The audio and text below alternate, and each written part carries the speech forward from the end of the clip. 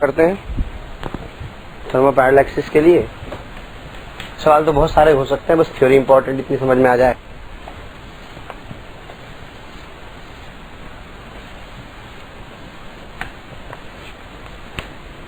हाँ, ये एक radius R, mass M, solid states, और आपको कहा गया कि इसके अबाउट एम आई निकालो। फिर वही बात, कंबाइंड बॉडी है तो पहले आप इसका एम आई निकालेंगे, इसके अबाउट, फिर आप इसका एम आई निकालेंगे, इसके अबाउट, और दोनों को जोड़ देंगे। मुझे पता है कि किसी सॉलिड स्फीयर का मोमेंट ऑफ इनर्शिया उसके सेंटर से पास होने वाली एक्सिस के अबाउट 2/5 mr² होता है। तो क्या इसके लिए, अगर मैं ध्यान से देखूं पहले इसके लिए, ये आईसीएम का भी काम करेगी।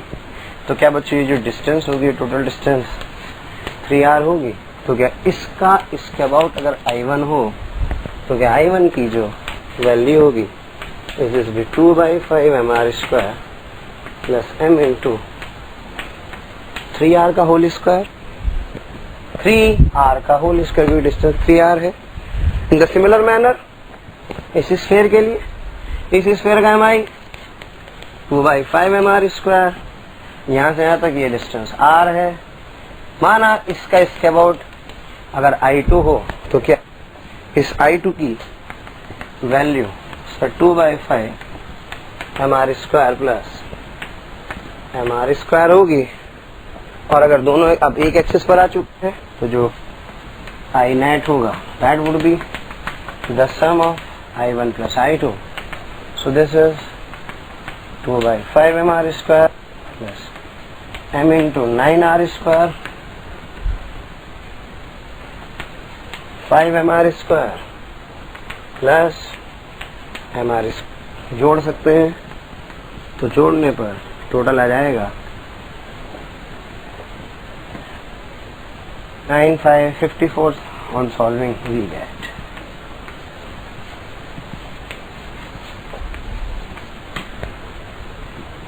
चौवन है इधर से चल रहा। कुछ हम लोग कुछ और एडवांस प्रॉब्लम देखते हैं, कुछ एप्लीकेशन।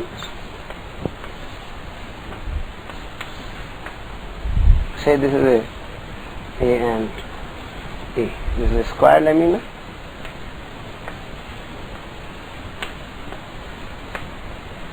और मुझसे कहा गया कि बताइए इस एक्सिस के अबाउट एम आई के। तो ये जो रेक्टेंगुलर लेमिना वाला फार्मूला मुझे पता है, उसमें A बराबर L रख दीजिए। तो इस एक्सिस के about M I that would be ma²/12। इस एक्सिस के अबाउट भी ma²/12 होगा। तो थ्योरम ऑफ परपेंडिकुलर एक्सिस से इस एक्सिस के अबाउट जो एम आई होगा दैट वुड बी ma²/6 होगा। इंपॉर्टेंट रिजल्ट हो। इस एक्सिस के अबाउट एम आई कैलकुलेट करने के लिए अगर कहा जाए, इसके अबाउट बच्चों ma²/3, इसके अबाउट ma²/3। तो इस एक्सिस के अबाउट जो एम आई होगा वो होगी, इन दोनों का सम होगा, दैट इज 2/3 ma²। अब बच्चों बात ये आती है कि अगर मान लो मुझसे कहा जाए कि इस स्क्वायर लेमिना के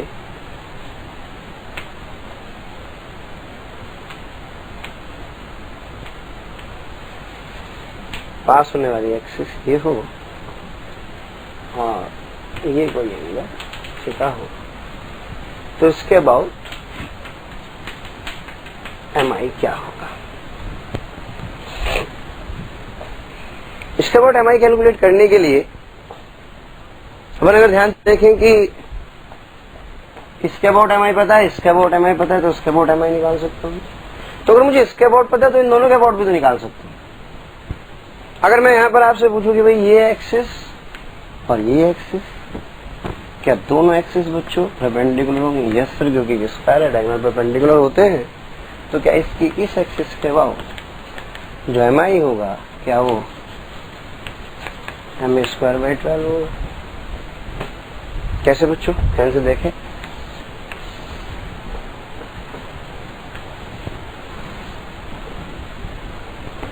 इसके अबाउट एम स्क्वायर बाई 6, इसके अबाउट आई, इसके about I. Theorem of perpendicular axis है I plus I is equals to m square by 6, I is equals to m square by 12। तो क्या इस एक्सिस के about m square by इस axis के about m square by 12 होगा। कोई भी दो एक्सिस जो इस प्लेन से पास हो रहे हैं और इन दोनों के आपस में अगर वो एक दूसरे के परपेंडिकुलर हैं और एक एक्सिस कहां से पास हो रही है, सेंटर से पास हो रही है, तो इस एक्सिस के अबाउट एम आई और इस एक्सिस के अबाउट एम आई बराबर होंगे। आइडेंटिकल भी दिखाई भी दे रहा है। तो क्या इस एक्सिस के अबाउट एम आई मुझे पता है, तो क्या again theorem of parallel axis से इस एक्सिस के about M I that is M A square by 6 would be the sum of this plus this, और दोनों के अबाउट बराबर है यानी 2i, तो i comes out to be M A square by 12। यानी कि कोई भी एक्सिस जो किसी स्क्वायर के प्लेन पास हो रही है, तो स्क्वायर के प्लेन में सेंटर से पास होने वाली एक्सिस का ऑफ इनर्शिया कितना होगा, एम स्क्वायर बाई 12 होगा। बच्चों थीटा से क्या होगा, इंडिपेंडेंट। तो मैं इसको इस रिजल्ट को इजीली यूज कर सकता हूं। मालूम मुझसे कोई ये कहे कि भाई एक स्क्वायर प्लेट है और यहाँ पर कोई थीटा एंगल पर एक एक्सिस है, इसके अबाउट एम आई कैलकुलेट कीजिए। तो अगर मुझे इसके अबाउट एम आई निकालना होगा तो सबसे पहले मैं इसके अबाउट एम आई निकालने से पहले एक ऐसे एक्सिस ढूंढूंगा जो उसके पैरेलल हो और वो बस सेंटर से पास होनी चाहिए। तो ये अगर सेंटर है तो क्या मैं एक पैरेलल एक्सिस ढूंढ रहा हूं? मुझे पता है कि ये डिस्टेंस जो कि परपेंडिकुलर डिस्टेंस ज्योमेट्री से कैलकुलेट हो जाएगी। इस एक्सिस के अबाउट एम आई अभी मैंने पढ़ी that is M A square by 12 इस प्लेन में और सेंटर से पास हो रही है। तो मैं थ्योरम ऑफ पैरेलल एक्सिस लगा करके बच्चों इस एक्सिस के अबाउट एम आई की वैल्यू कैलकुलेट करें।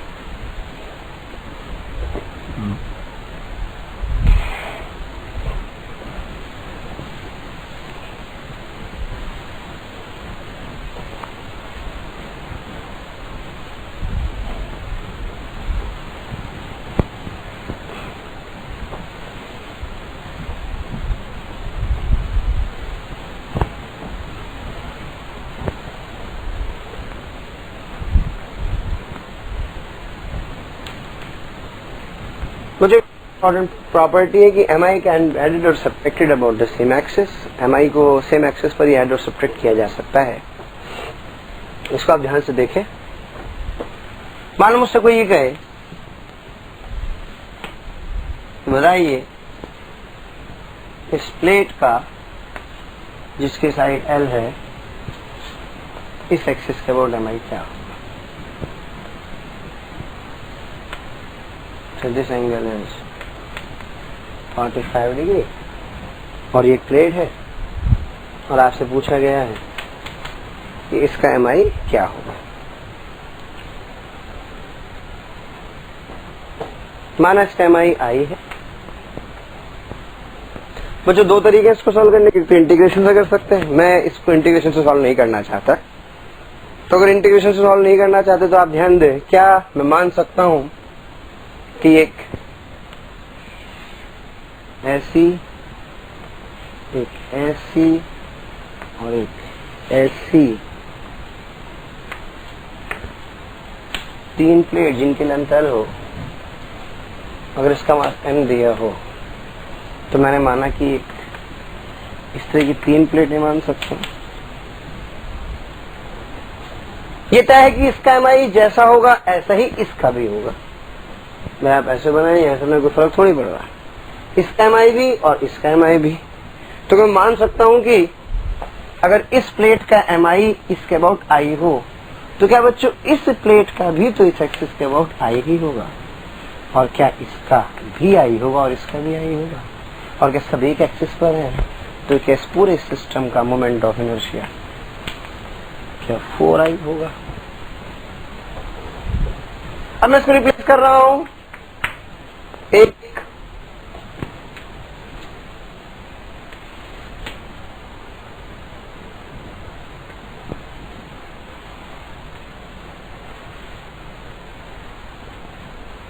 4m मास और L लेंथ की एक प्लेट से, और इसके अबाउट जो mi होगा, क्या बच्चों उसकी वैल्यू होगी, मुझे पता है कि इस स्क्वायर प्लेट के सेंटर से पास होने वाले एक्सिस के perpendicular moment of inertia ma²/6 होता है। यहाँ m की जगह 4m है, तो क्या इसकी value 4m into side L²/6 होगा। और बच्चों क्या ये जो I डबल डैश है, क्या this I double dash is equal to,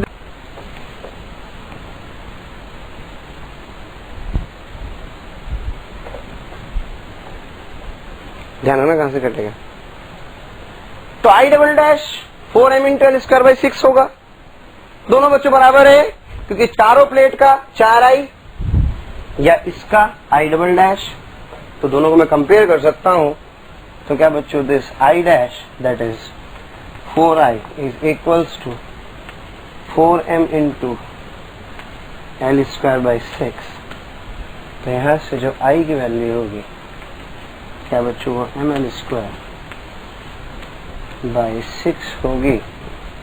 इसका मतलब इस टुकड़े का, अलग से बना देता हूं, इस टुकड़े का इस एक्सिस के अबाउट जो mi होगा क्या वो mL²/6 होगा। और ऐसे नई थ्योरम पता लगती है, क्या नई थ्योरम पता लगती है कि किसी छोटे से एलिमेंट का mi वही होगा जो उन टुकड़ों से मिलकर बनने वाली पूरे स्ट्रक्चर का mi होगा। इस बात को आप कैसे समझ सकते हैं बच्चों कि अगर मुझसे कोई कहे कि सेमी सर्कुलर रिंग का mi बताइए, तो सर सेमी सर्कुलर रिंग, तो मुझे लगता है यार रिंग का एक पार्ट है, तो सेमी सर्कुलर का mi वही होगा जो रिंग का होगा, यानी कि इसका आंसर तो अगर मास m और रेडियस r है, तो जो इसका mi होगा इसका mi mr² होगा। प्रूव करना बहुत आसान है। क्या बच्चों ये माना इसका अगर i है, तो क्या इसका भी तो देखने में i होगा, तो क्या दोनों का 2i होगा। अगर मैं अलग से बनाऊं तो क्या ये एक 2m मास और r रेडियस की एक रिंग है, तो क्या इसका जो I डबल डैश है, क्या इसका I डबल डैश mr² यानी कि 2m इंटू r² होगा। और क्या बच्चों ये 2i और ये I डबल डैश बराबर है, तो मैं दोनों कंपेयर कर दूं तो क्या 2m इंटू r² बराबर 2i, तो रिजल्ट आता है I बराबर mr², यानी कि किसी रिंग का मोमेंट ऑफ इनर्शिया वही होगा जो सेमी सर्कुलर रिंग का।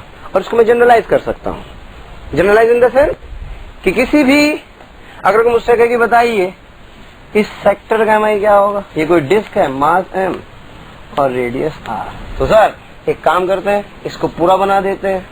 तो क्या ये एक डिस्क का एक पार्ट है, और डिस्क का mi कितना होता है mr²/2, तो बच्चों इसकी वैल्यू क्या हो जाएगी, I बराबर mr²/2 हो जाएगी। तो यहां से एक इंपॉर्टेंट कॉरोलरी हम लोगों को मिलती है, and that corollary is mi of the element is same as that of the body from which it is obtained.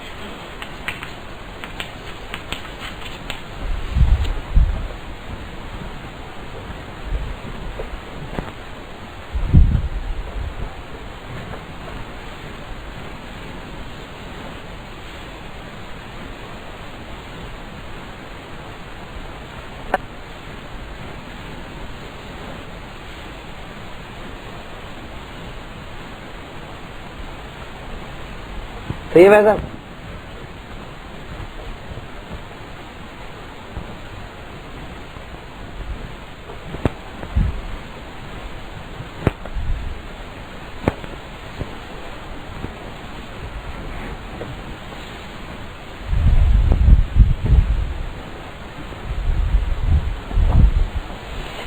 बच्चों एमआई को ऐड करने की प्रॉब्लम थी। अब हम लोग एमआई के सब्ट्रैक्शन का भी एक एग्जांपल देखेंगे।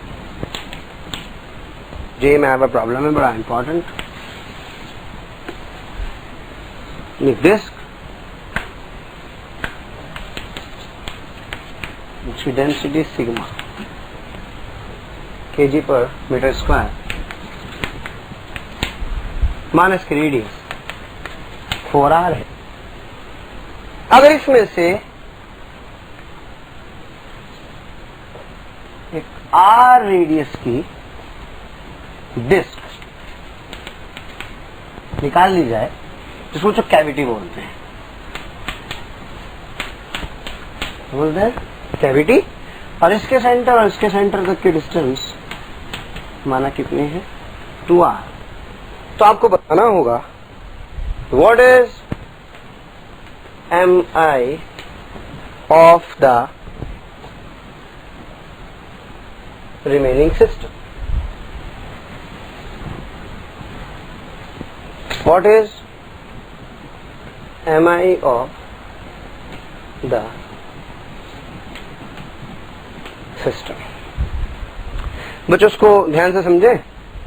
इस प्रॉब्लम को सॉल्व करने के लिए मैं मान सकता हूं कि ये वो कंप्लीट डिस्क जिसकी रेडियस 4r है, माना अगर कैविटी ना होती तो इसका mi इस एक्सिस के अबाउट I1 होता, और ये जो छोटी सी डिस्क है इसका इस एक्सिस के अबाउट तो I2 है। लेकिन एक बात का विशेष ध्यान रखें, एक्सिस शुड बी सेम, तो इसका इसी एक्सिस के अबाउट माना mi कितना है? I2 है। तो अगर उससे कहा जाए कि इस पूरे पार्ट का जिसमें से कैविटी क्रिएट की गई है, इसका mi इस एक्सिस के अबाउट क्या होगा, तो इस एक्सिस के अबाउट इसका mi इस पूरे का mi और इस वाली कैविटी के mi को माइनस करना पड़ेगा। क्योंकि मैं दो बॉडीज को ऐड करके चल रहा हूं, तो एक बॉडी को निकालना तो ऑब्वियसली सब्ट्रैक्शन यूज करूंगा, तो इसलिए मैं यहां पर क्या करूंगा? Minus I2। But the thing is that mi can be added और subtracted about the same axis.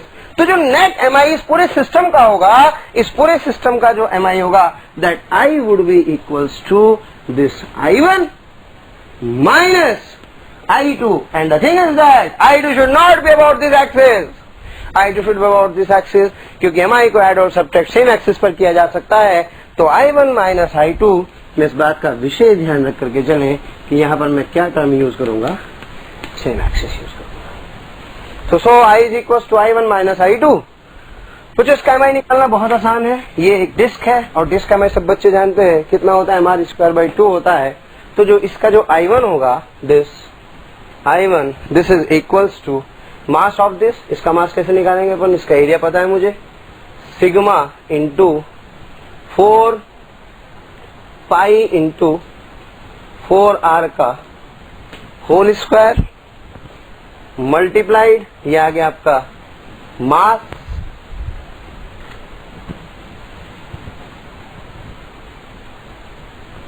Multiplied by 4r का whole square and divided by 2, because mr square by 2 से।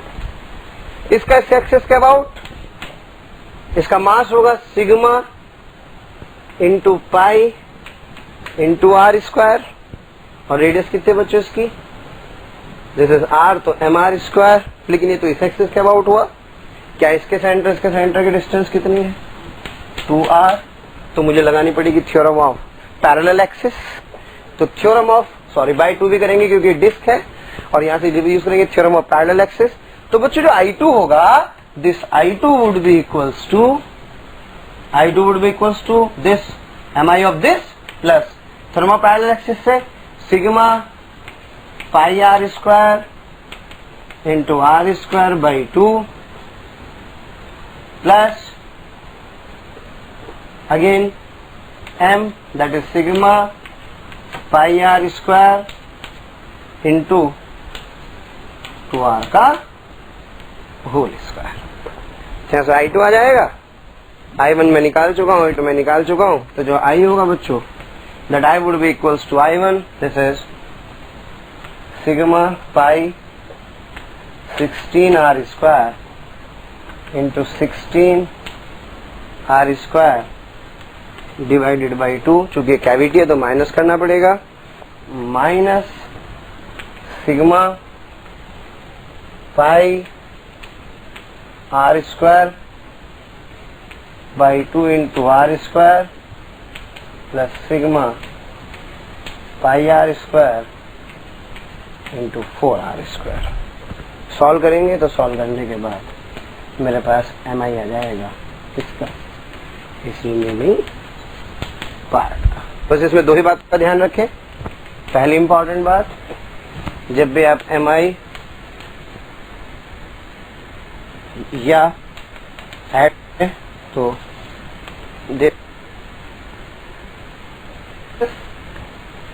और दूसरा, जब आप मास बाहर निकालते हैं तो I should be subtract.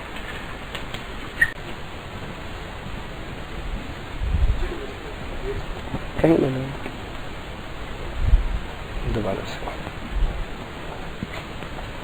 mi of triangular lamina. हाँ बच्चों, ये एक इक्विलैटरल ट्रायंगल, साइड इसकी L का हूँ और मुझसे कहा गया है कि इस एक्सिस के बाद इसका mi बताइए। तो एक प्रकार का टू डायमेंशनल ऑब्जेक्ट है, टू डायमेंशनल ऑब्जेक्ट होगा तो इसलिए हम लोग डिफाइन करेंगे sigma, that would B mass by it's area.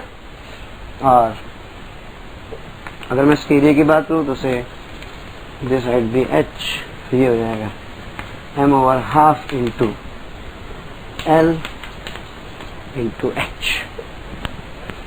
बच्चों अगर मैं ध्यान से देखूं तो ये इसके अंदर से मैं मान सकता हूं कि ये छोटी छोटी स्ट्रिप से मिलके बना है और ये एक छोटी सी स्ट्रिप कंसीडर करता हूं से ये y और ये छोटी सी लेंथ dy, ये डिस्टेंस से x एंड से दिस भी r। तो छोटा सा जो एलिमेंट है, इस एलिमेंट का जो dm मास होगा क्या वो सिग्मा इंटू डी होगा। और इसकी अगर मैं, क्योंकि बहुत छोटा है तो उसको एक तरह की रेक्टेंगुलर स्ट्रिप मान सकता हूँ जिसकी थिकनेस dy, इसकी लेंथ 2x, तो जो उसका dA होगा that is 2x into dy। Now come on the topic, हम लोग इसका dm कैलकुलेट कर सकते हैं। बच्चों dm होगा वही सिग्मा इंटू dA, और सिग्मा मैं कैलकुलेट कर चुका हूँ, that is m over 1/2 L into h, और d आ जाएगा 2x इंटू dy। इसका मोमेंट ऑफ इनर्शिया di, अगर आप ध्यान से देखें एक तरह की रॉड है जिसके एक्सिस से डिस्टेंस इतनी है, तो हमें पता है कि रॉड की अगर डिस्टेंस, इसका जो mi होता है वो md स्क्वायर, यानी कि जो di होगा that would be twice m LH into 2x dy into y का स्क्वायर। तो बच्चों यहाँ से मेरे पास this D comes out to be 4m over LH into y square dy, और साथ में ये x भी। अब मैं चाहता हूँ कैलकुलेट करना i, जो i होगा that I would be given by integral of di, how much 4m by LH, constant terms can taken outside, और यहाँ पर आएगा x Y square D Y. Variable दो हैं एक्स और Y, can not be integrable जब तक मुझे एक्स वाई रिलेशन ना पता हो। तो इसलिए हम लोग क्या करेंगे, एक छोटा सा यहाँ से ट्रायंगल अलग सेपरेट आउट कर लेते हैं। मुझे ये साइड x है, ये r है, ये y है, और ये अगर पूरा h हो तो यहाँ से मैं देख सकता हूँ कि x upon r is equals to y by h, x is equals to ry by h। इसके वैल्यू उठा के यहाँ रख दीजिए, तो यहाँ से I would be 4m by LH integral ry by h को लिख सकता हूँ r by h y cube dy। हाँ बच्चों, लिमिट किसकी, y की कहाँ से कहाँ तक, 0 से लेकर के यहाँ तक यानी कि h तक, यानी कि 0 से लेकर के h तक लिमिट लेने पर I comes out to be 4m by LH, R भी बाहर, H भी बाहर, ये हो जाएगा बच्चों y की पावर 4/4 यानी कि h की पावर 4/4। तो यहाँ से अगर मैं सॉल्व करूँ, R की वैल्यू को लिख सकता हूँ L/2।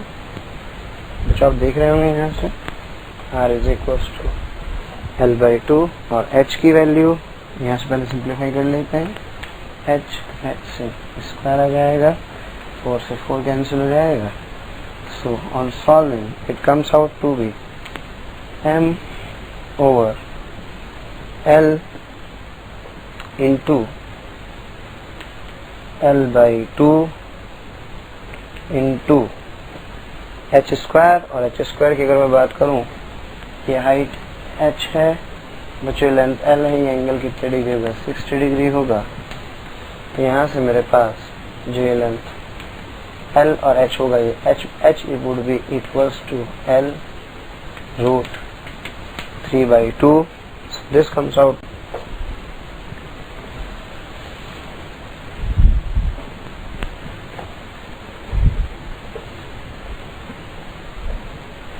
तो जब तक हम लोगों ने MI निकालना सीखा, मैं आपको एक बार याद दिला दूं कि एक सिंगल पार्टिकल का किसी एक्सिस के अबाउट MI होता था dm इंटू r स्क्वायर।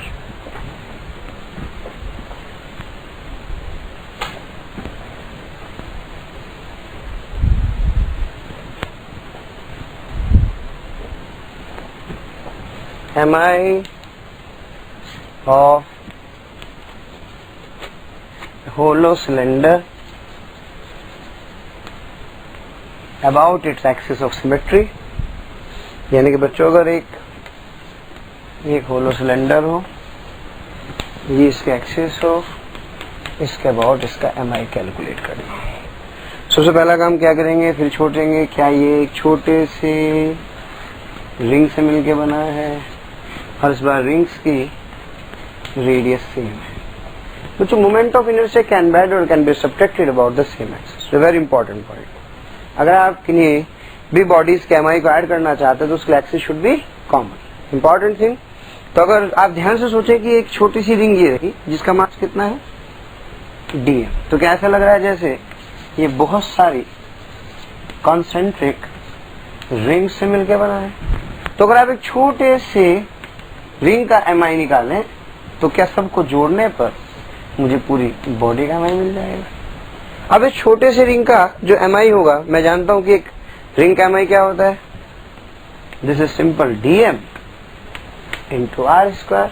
तो क्या सारे एलिमेंट के एक्सिस सेम है, तो जो टोटल MI होगा उन सबको जोड़ा जा सकता है, dm into r square constant है, बाहर आ जाएगा। यहाँ क्या बचेगा बच्चों, dm, और dm यानी कि 0 से लेकर के m तक, तो इसलिए इसका मोमेंट ऑफ इनर्शिया कितना आ जाएगा, mr स्क्वायर। इसलिए किसी होलो सिलेंडर का मोमेंट ऑफ इनर्शिया कितना होता है, mr स्क्वायर होता है।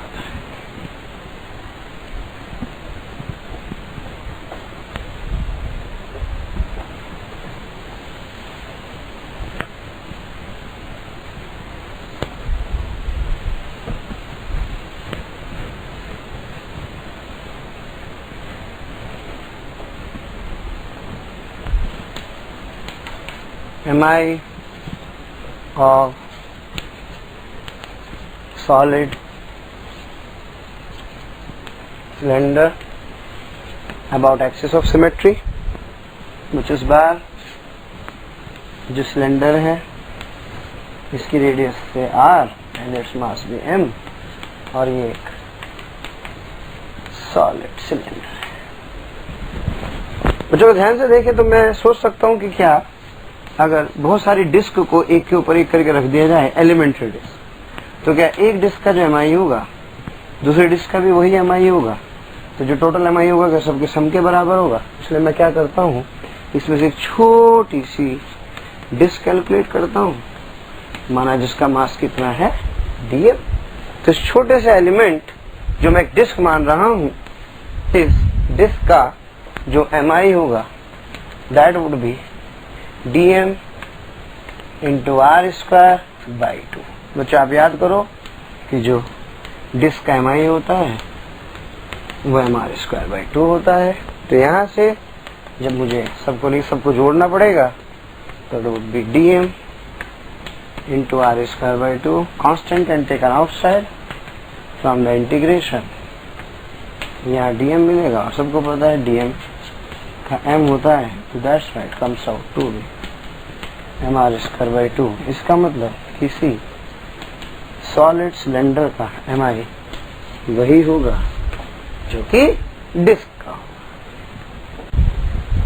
तो यहाँ से शुरू करें, cross product of two vectors.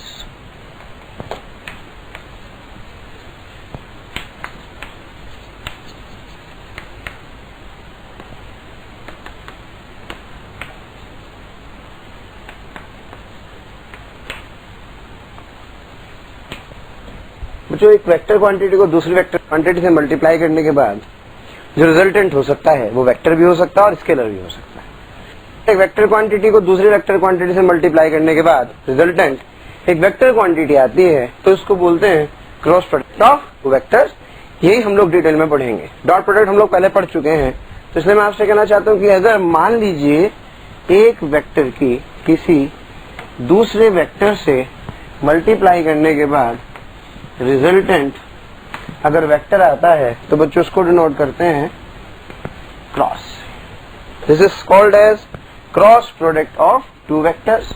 चूंकि रिजल्टेंट एक वेक्टर आता है तो वेक्टर होगा, तो ऑब्वियस है इसके साथ एक डायरेक्शन और एक मैग्नीट्यूड एसोसिएटेड होगा। डायरेक्शन कैलकुलेट करने के लिए हम लोग यूज करते हैं राइट हैंड थंब रूल, जिससे हमें इस रिजल्टेंट वेक्टर की डायरेक्शन मिल जाती है। और मैग्नीट्यूड इसका कैलकुलेट करते हैं एक सिंपल मैथमेटिकल फार्मूले से।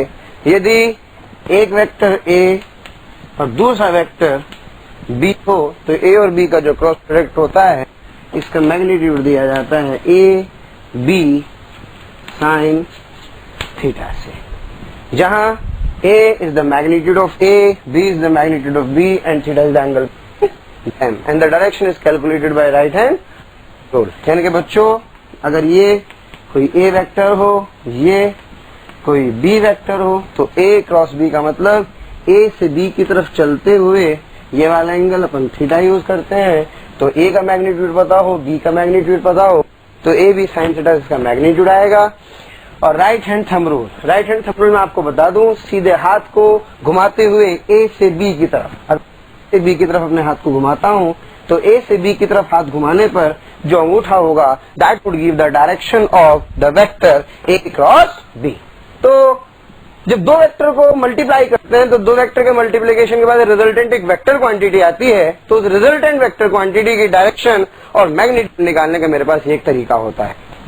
इस बार हम लोग डायरेक्शन को नेग्लेक्ट नहीं कर सकते और इसके बहुत सारे मैं आपको एग्जांपल्स बता सकता हूं। से फॉर एग्जांपल अभी हम लोग एक आगे जाके क्वांटिटीज पढ़ेंगे, वो इसके बहुत सारे एग्जांपल्स होंगे। तो अगर कहीं भी बच्चों दो वेक्टर के बीच में क्रॉस लगा है तो समझ लीजिए कि रिजल्टेंट क्या होगा, एक वेक्टर क्वांटिटी होगी। मतलब आपसे कहूं लिखा होगा कहीं V R omega, V R omega, omega cross R होता है।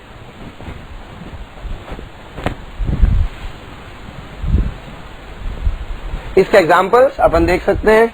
इसका एक एग्जाम्पल है, अगर मैं आपसे कहूं कि v is equals to omega into R, बच्चों ओमेगा भी एक वेक्टर है, आर भी एक वेक्टर है। चूंकि v एक वेक्टर है, इसका मतलब इसके बीच क्या लगा होगा, क्रॉस। तो इसका मतलब मैं कह सकता हूं कि ये एक प्रकार का क्रॉस प्रोडक्ट बताता है। तो रिजल्टेंट क्वांटिटी वेक्टर होगी। अब हम लोग इस पे 2 क्वेश्चंस करेंगे बेसिक से, ताकि हम लोग इसको और डिटेल में समझ पाए।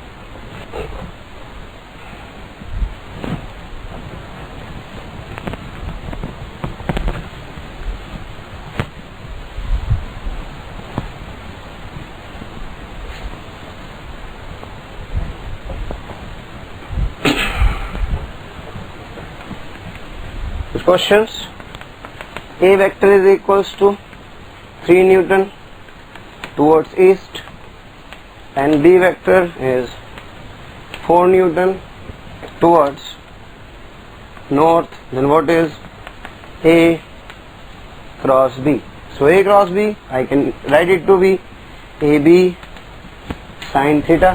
डायग्राम से बच्चों ये मेरे पास जो डायरेक्शन है वो ईस्ट है। This is 3 Newton, this is 4 Newton, this is the B vector and this is A vector, theta between them is 90 degree। तो मैं लिख सकता हूँ यहाँ से 3 into 4 into sin 90, this would be 12 units। और इसके अलावा बात डायरेक्शन की आती है। बच्चों ध्यान दें आप लोग, मेरे लिए मुझे A क्रॉस B चाहिए, तो मुझे A से B की तरफ चलना होगा और A इस तरफ है, तो A की डायरेक्शन में उंगलियों को रखते हुए अगर मैं ऐसे सीधे हाथ को घुमाता हूं तो ये डायरेक्शन ये आती है।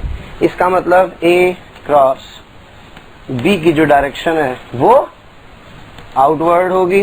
और बच्चों आउटवर्ड को कैसे डिनोट करते हैं, क्रॉस से डॉट से। आउटवर्ड को डिनोट करते हैं डॉट से। तो इसका मतलब ये A क्रॉस B की डायरेक्शन होगी। और कुछ एग्जांपल कर सकते हैं हम लोग डायरेक्शंस को कैलकुलेट करने के लिए। तो मैग्नीट्यूड आप ऐसे कैलकुलेट करें,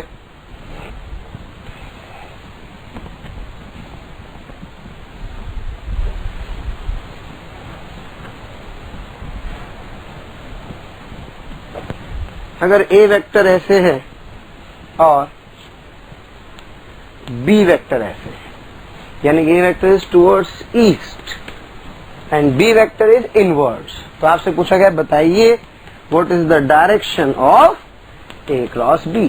मुझे बताना होगा कि A क्रॉस B का डायरेक्शन। तो बच्चों A आपको दिखाई दे रहा है इधर की तरफ है, B कहाँ है, B है अंदर की तरफ। अंदर की तरफ मतलब ये मेरा हाथ इधर हुआ, इसको मैं अंदर की तरफ घुमाऊंगा, तो अंदर की तरफ घुमाने पर ये जो डायरेक्शन होगी, this would be the direction of A cross B।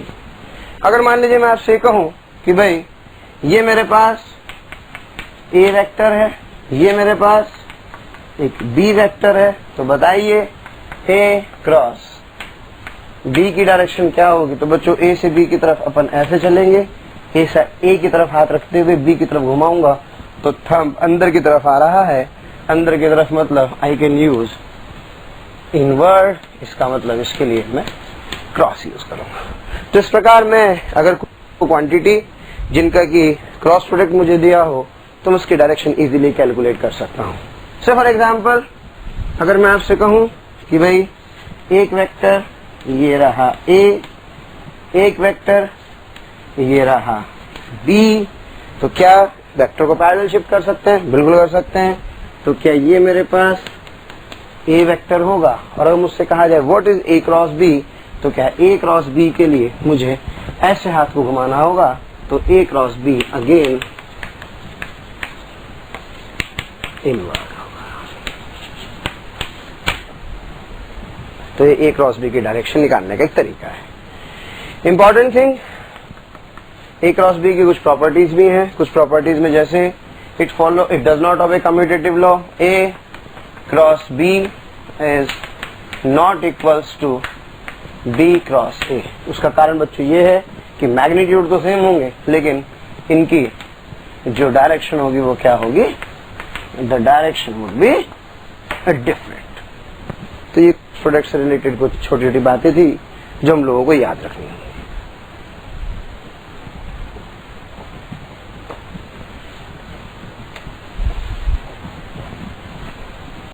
क्या मैं बताऊं आईजे के वगैरह, आईजे की जरूरत तो नहीं।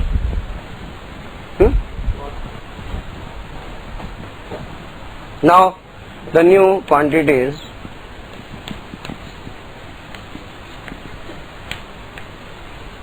Torque.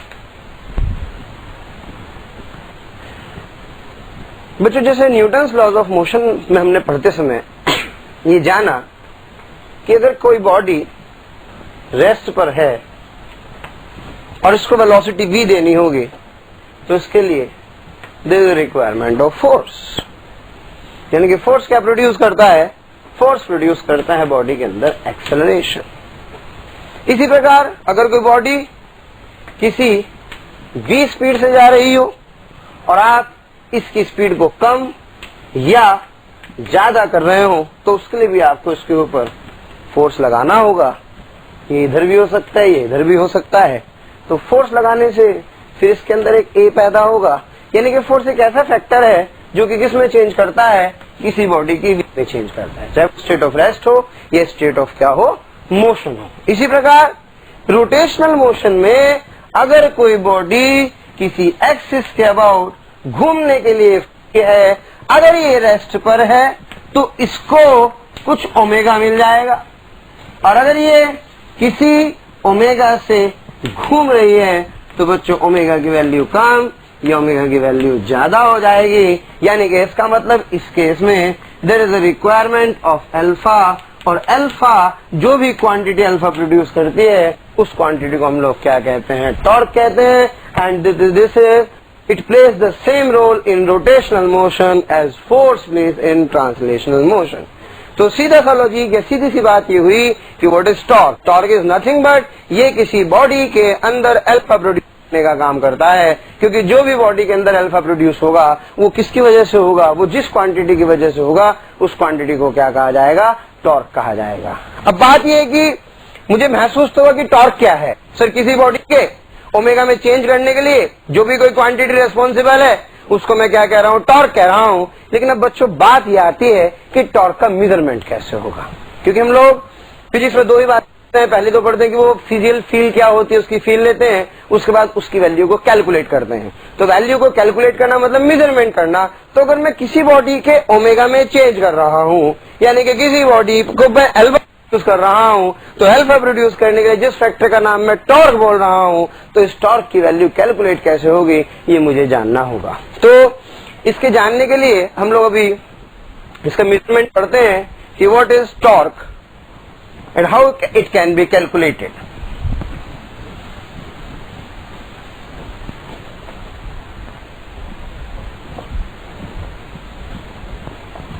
Is measured as torque is equals to R cross F.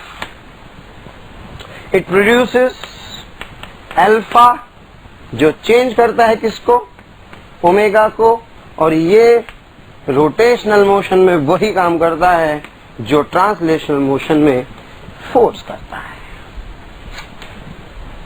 R cross F में बच्चों जो force, F stands force and R is position vector of point of application of force। बच्चों इस बात पे ध्यान देना जरा, point of application of force। अब तक हमने पढ़ा था कि भाई force is a vector quantity और force की क्या इंपॉर्टेंट है, डायरेक्शन और एक मैग्नीट्यूड। लेकिन अब इसकी तीसरी इंपॉर्टेंट बात, the one is point of application of force. मुझे एक ही डायरेक्शन और एक ही मैग्नीट्यूड में लगने वाले फोर्स के अलग अलग पॉइंट पर लगने के कारण इफेक्ट अलग अलग हो सकते हैं। मैं आपको बहुत छोटे से एग्जांपल से समझा सकता हूं। जरा सोचिए, अगर ये कोई रॉड है जिसको यहां से हिंज किया गया है, अगर बच्चों उस पर इधर की तरफ एक फोर्स लगाया जाए, इतना ही फोर्स इधर, इतना ही फोर्स इधर, सारे फोर्सेस के magnitude 5 Newton, 5 Newton, 5 Newton, direction सबकी सेम है, तो बच्चों मैं आपसे पूछ सकता हूं, बताइए किसका रोटेशनल इफेक्ट ज्यादा होगा, इसमें कोई फिजिक्स की तो बात ही नहीं है। इंट्यूशन से बता सकते हैं अपन कि सर मुझे ऐसा लगता है ये ज्यादा प्रभावी तरीके से घुमा पाएगा इसके मुकाबले, और ये तो कुछ भी नहीं घुमा पाएगा। तो क्या बच्चों, पॉइंट ऑफ एप्लीकेशन भी मैटर करता है। इसलिए मैं आपसे कह रहा हूं, जब हम लोग रोटेशनल मोशन में फोर्स पढ़ते हैं तो फोर्स में 3 बात ध्यान रखिए। What is its direction, what is its magnitude and what is it's point of application. क्योंकि अलग अलग पॉइंट ऑफ एप्लीकेशन पर हो सकता है एक ही मैग्नीट्यूड, एक ही डायरेक्शन वाला फोर्स लग रहा हो, लेकिन उसके इफेक्ट क्या आ रहे होंगे, अलग अलग आ रहे होंगे। इसलिए बच्चों हम लोग जब ये टॉर्क पढ़ेंगे तो टॉर्क में जब फोर्स पढ़ेंगे तो फोर्स में इस बात का भी ध्यान देंगे कि फोर्स की डायरेक्शन क्या है, फोर्स का मैग्नीट्यूड क्या है और फोर्स का पॉइंट ऑफ एप्लीकेशन क्या है। Sir torque is equal to are cross F. R is the position vector of the point of application of force. Origin यानी कि जिस पॉइंट के अबाउट बॉडी घूम रही है वहां से इस पॉइंट लग रहा है, उस वाले वेक्टर को मैं किससे डिफाइन करूंगा, आर वेक्टर से डिफाइन करूंगा। अभी इसको डायग्राम से भी आप समझ सकते हैं।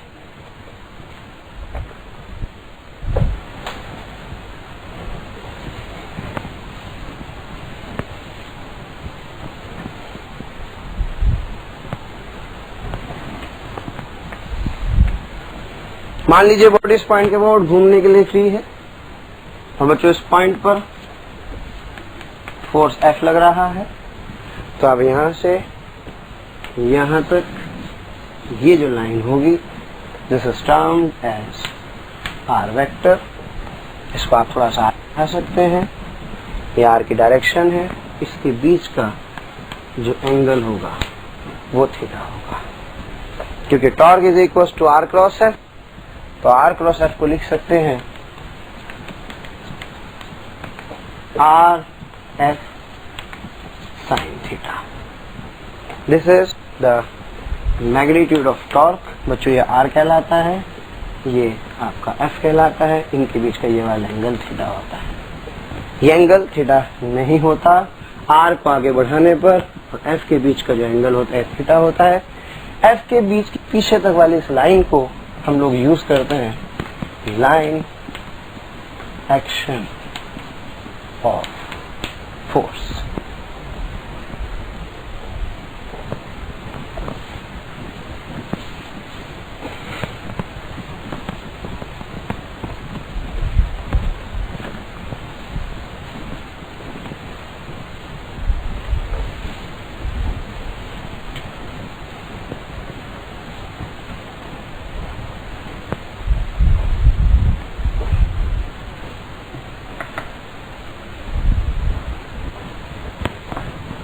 तो बच्चों torque is equals to are cross F, r vector F vector, ये angle theta, line action of force, और मैं इसको लिख सकता हूँ r F sine theta. It is a vector quantity and its direction is given by right hand thumb rule. आज इसके और भी 2-3 फॉर्मेट पॉसिबल हैं। अगर मुझे इस वाले पॉइंट पर फोर्स लग रहा हो, ये वाला एंगल थीटा, तो ये इसके 2 कंपोनेंट हो सकते हैं। ये होगा F cos theta, this would be F sine theta. इसको बच्चों एफ परपेंडिकुलर लिख सकते हैं, इसको एफ पैरेलल लिख सकते हैं। ये आर कहलाएगा। तो क्या torque is equals to R F sine theta को आर इंटू एफ परपेंडिकुलर में लिख सकते हैं। यानी कि जो फोर्स लग रहा है उसके 2 कंपोनेंट कर लीजिए, एक आर के परपेंडिकुलर, एक आर की डायरेक्शन में, इसका कोई रोटेशनल इफेक्ट नहीं होगा और दिस मल्टीप्लाइड बाय दिस से चल जाए। और इसके लिए एक और तीसरा मेथड मेरे पास एक और है। अगर बच्चों ये आर वेक्टर है एंड से फॉर एग्जांपल ये मेरे पास फोर्स एफ है ये लाइन एक्शन ऑफ फोर्स होगी, ये वाला एंगल थीटा है, ये थीटा होगा। तो यहां से इस पर एक अगर मैं एक परपेंडिकुलर डाल दूं तो ये जो डिस्टेंस है, ये डिस्टेंस r sin थीटा होगी। तो मैं दोबारा लिख सकता हूँ torque is equals to r f sin theta या f into r sin theta या बच्चों f into r perpendicular. R perpendicular is the perpendicular distance from axis of rotation to line action of force. तो मैं तीनों तरह से torque की value क्या कर सकता हूँ, कैलकुलेट कर सकता हूँ।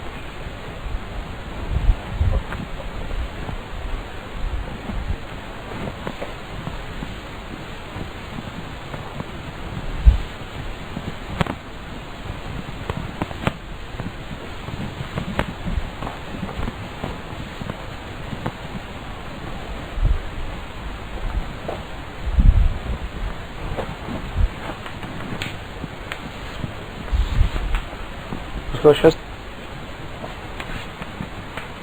5 न्यूटन का फोर्स, ये वो पॉइंट जिसके बाद बॉडी रोटेट कर रही है। So this distance with 10 metre, this angle है 37 डिग्री। तो बच्चों torque is equals to R F sine theta. R की वैल्यू होगी 10, एफ कितना बच्चों 5। साइन थीटा की बात करें तो this is sine 37, so it comes out to be 50 into sine 37, that is 3/5, so it comes out to be 30 newton into metre. Sir direction कैसे निकालें? Very simple. हाँ बच्चों, डायरेक्शन क्या होती है sir? R cross F, R से F की तरफ। ये आर की डायरेक्शन है जिसको आप आगे बढ़ा सकते हैं। तो इससे एफ की तरफ चलिए और राइट हैंड को ऐसे करके थंब चूंकि अंदर की तरफ आ रहा है, तो जो टॉर्क होगा वो इनवर्ड होगा। इस क्वेश्चन को आप चाहें तो दूसरे तरीके से भी कर सकते थे। जो दूसरा मेथड है, ये आपका 5 न्यूटन का एक फोर्स, बच्ची हुई डिस्टेंस आपकी जो कि 10 मीटर थी, ये वाला एंगल 37 दिया था, तो आप एफ पे टुकड़ा कर सकते हैं, ये और ये F sine 37, this is F cos 37। यहाँ से जो टॉर्क होगा, this torque would be equals to F perpendicular into R, that is F sine 37 into 10, that is 30 newton metre. और अगर आप चाहें तो उसको एक और इसका थर्ड मेथड बताया गया था, इस एफ को पीछे बढ़ाइए और यहाँ से इस पर परपेंडिकुलर डाल दीजिए। ये एंगल 37, तो बच्चों ये भी 37, तो ये जो डिस्टेंस होगी दैट वुड बी 10 साइन 37। तो यहाँ से जो टॉर्क होगा, that torque would be F into R perpendicular, that is 5 into 10 sine 37। It comes out to be again 30 newton into metre. यानी कि आप कैसे भी चले, एक ही तरीका है टॉर्क करने का। सही चला? कुछ छूटा तो नहीं?